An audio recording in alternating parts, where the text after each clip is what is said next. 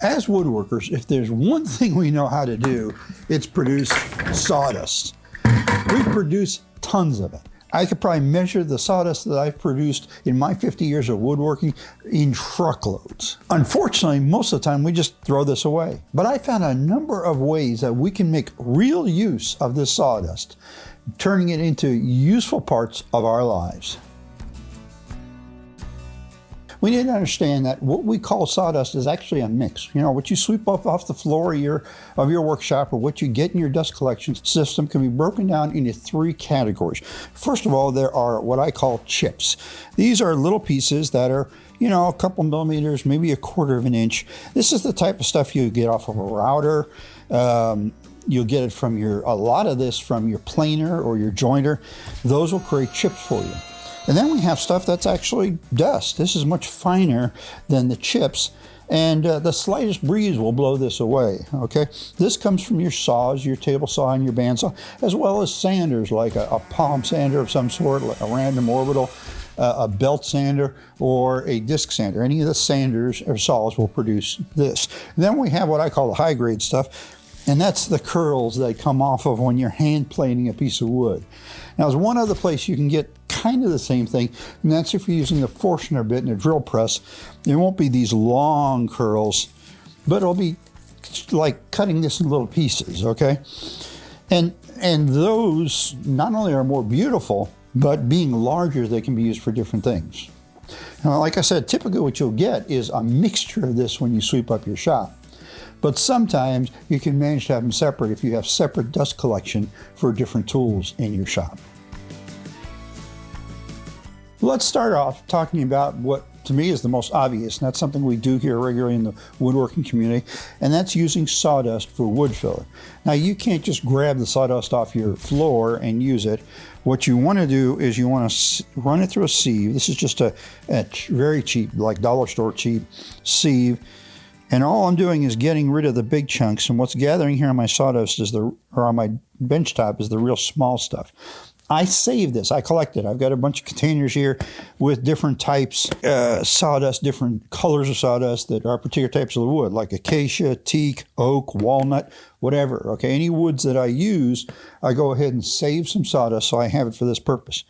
And one of the biggest mistakes people make with this is thinking they can tint this after they've applied it to the wood. Well, the sawdust will tint, but the glue won't. So forget that idea.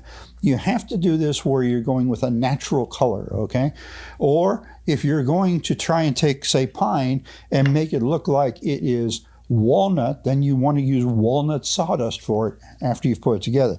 And this is a great way of filling nail holes and little cracks in our pieces of wood. So some people will mix the glue and sawdust together first and then apply it to the wood. I find it works easier to go ahead and put the glue where I want that to be, and then I'll take my sawdust and just rub it in with my finger and fill the seam or the hole or whatever it is, wipe off the excess sawdust, allow that to dry, and then sand it smooth. The next thing I like to talk about as a use for sawdust is something I've actually done since I was a teenager, and I'd go backpacking, I'd go camping, and that is I'd make fire starters out of sawdust. And what you do is you take your sawdust, gather it up, put it in an ice tray, melt some wax. You can use old candles for this rather than spending the money to buy new paraffin. Pour it in the tray and allow it to cool. And then when it comes out, you've got great little fire starters. And you can set those in the bottom of your fire there where you're trying to get it started, light it, and it'll provide several minutes of flame to get your tinder burning in your fire. Now, you can't do a log directly from this. You need small stuff, okay? When you're starting a fire, you have three levels of material. You've got tinder, then you've got kindling, and then you've got fuel. So this is used to start the tinder, which will in turn get the kindling going. So this is great. It's easy to pack with you. It's lightweight, and you can make a bunch of them really easy using up some sawdust. Speaking of fires, that's the next place we're going to go, and it's someplace where we can really use up a lot of sawdust, and that's to make fireplace logs. Now, I've got a combination here of shredded paper, and newspaper works great for this, but this is just like office paper from the office printer, and sawdust, and this is just mixed sawdust off the floor of the workshop. And I've got them together here in a plastic container. And ideally you want to say a 50-50 mix, something like that, okay? Now the reason that newsprint works so well is that the chemical composition there really makes for a good bonding agent to stick this all together. It'll bond with the regular office paper, but it'll bond much better if we're using that newsprint. So all I'm doing is mixing them together, and I'm trying to use the minimum possible amount of water here to really turn it into, I guess, release the chemicals and make the glue, okay? You kind of got to experiment with that a little bit, and a lot will depend on how dry your sawdust is, as well as how much, what kind of paper you're using. So I've got a pretty good mix going here, and it really doesn't look like it's coherent yet, and there's still a little bit of water in the bottom. So at this point, I would want to pour out the water on the bottom, okay? And then I want to pack it in. These polyethylene storage containers work great for this because things don't stick well to them. So I'm going to pack this in, and then I'm just going to set this out in the backyard and give it a couple days to sit out there and dry. And what I'll end up with is a pretty solid chunk here, which I can now throw in my fire pit or my fireplace in place of firewood. So I can save my firewood to use it in the workshop, and I can use this, which I really don't have much other use for, to burn in the fireplace.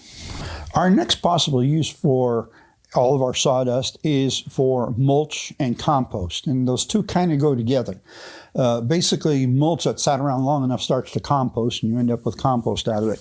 The real difference, though, is mulch is pretty much just wood, whereas compost will have all sorts of green leafy matter and kitchen scraps and garden scraps in it. And it's just a recycling way of getting those nutrients back into the soil.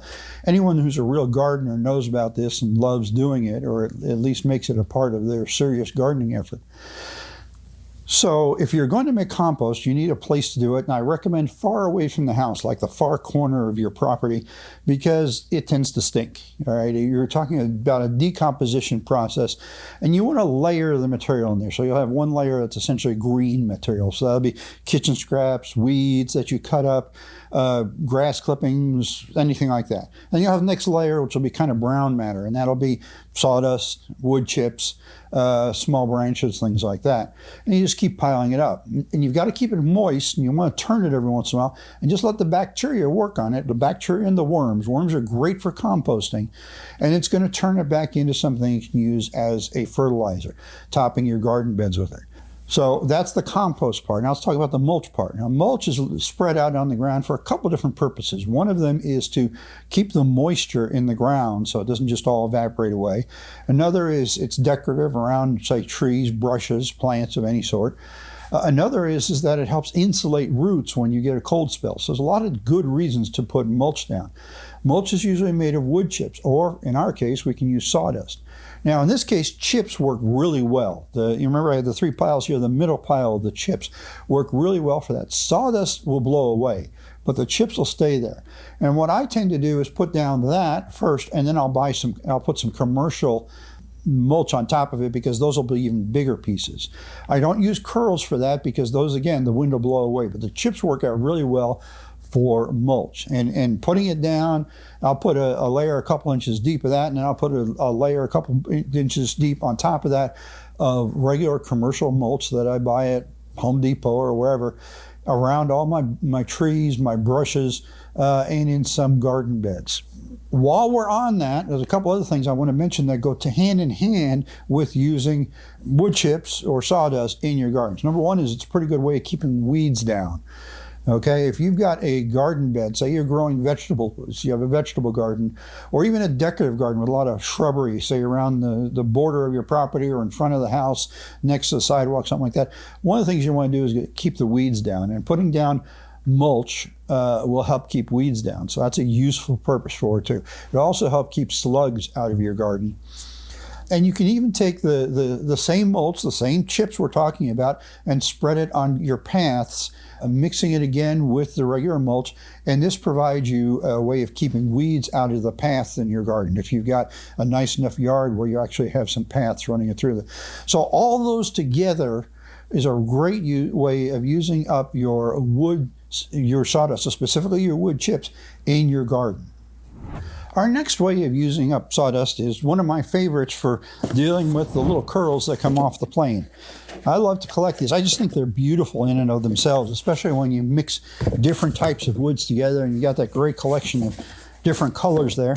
And this is great for packaging, like if you're packaging a gift like this. This is a jewelry item that I've got for my wife, and so to package it, we can just take and put some of these curls in here and make a bed out of them for this to sit in. And they're going to do a couple things for me. One is they're going to keep it from rattling around. So that would be great if I was shipping this. It would be a protection for it, just like wadded up paper or styrofoam peanuts. And also it looks attractive when you open the box. So we've got a nicely packaged box there that's protecting what's inside. We can also use sawdust as bedding for small animals or even for larger animals. If you have horses in a horse stall, it's normal to spread hay down there to absorb the urine and provide them with a clean surface, and you can shovel that out. But even talking small animals, it's typical with rodents, and by rodents I'm talking about gerbils and hamsters and bunny rabbits, to provide some sort of bedding in there. And the bedding that's most typically used is wood chips. So, hey, you've already got that covered. You know, the shavings that we're just looking at, the ones from the plane, those work great for that. Wood chips work great for that. The finer sawdust doesn't work as well because it tends to fall through, but that's all right. You can still put some of it in. You know, if you're just sweeping up off the floor of your workshop, whatever you get can go in there, and that makes good bedding for those animals. Speaking of animals, this same mixture of chips and sawdust is great for kitty litter. You know, it's absorbent, and so it'll soak up the urine from the cats. And hey, it's cheap. You've already got it.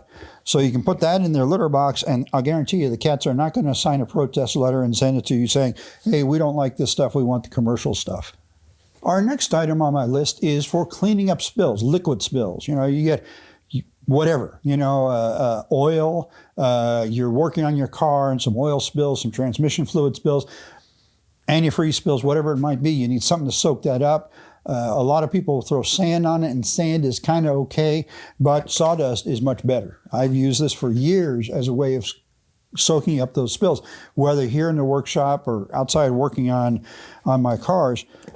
Sawdust is very, very absorbent. Now, this is a place you want to use the fine sawdust, maybe a mixture of the fine sawdust and the more granular stuff, the chips, basically whatever you sweep off your floor. Okay, the curls aren't going to work so good for this, but that other mixture is going to work great for picking up any liquid. And once it's soaked up, you can then scoop it up with a shovel and dispose of it. And it's a safe way of disposing of it. You know, factories and businesses will use commercial products for soaking it up that are essentially doing that same job and are, in some cases, including wood fibers to act as soaking up that up. So, hey, we just make our own. Here's kind of a spin-off of using our sawdust to absorb spills, and that's dealing with old paint. Now, you can't legally put cans of paint that is still liquid in your trash, okay? If you get caught doing it, if they figure out it came from your house, you will get fined for it, okay? All right, so what do? You got to get the paint to dry. Now, you could open the cans and just leave them sitting open for a few months and it'll become dry. But a much faster way is to open the cans up and mix them in as much sawdust as you can fit. Not only that gets rid of your sawdust, but it helps the paint to dry faster because the sawdust absorbs the paint. And then it'll dry, and then you can throw it in the trash because it's a solid then, and it's no longer considered hazardous waste. So that's a great way of taking care of two problems at the same time, getting rid of some sawdust and getting rid of that old paint you're trying to figure out what to do with. Okay, I've got one last use of sawdust for those of you that live farther north than I do, where you get snow and ice and all that, and you've got to deal with in the wintertime. And that's you can scatter your sawdust on your icy driveway and icy walkways to give traction and help with melting. Okay, granted, it's not perfect. It's not like putting salt there. Salt changes the freezing temperature of the water, but what this will do is the natural melting that's going to go on with that ice when the sun comes out is going to cause the water absorb into the sawdust, and then if it refreezes at night, you won't have as slick a surface. So it will give you more traction that way. In the meantime, during the daytime, before it's had a chance for the ice to melt, the fact that you've got something on top of that ice that's somewhat granular is going to provide some traction, kind of like sand would. Matter of fact, a mixture of sand and sawdust would work really, really well in that case.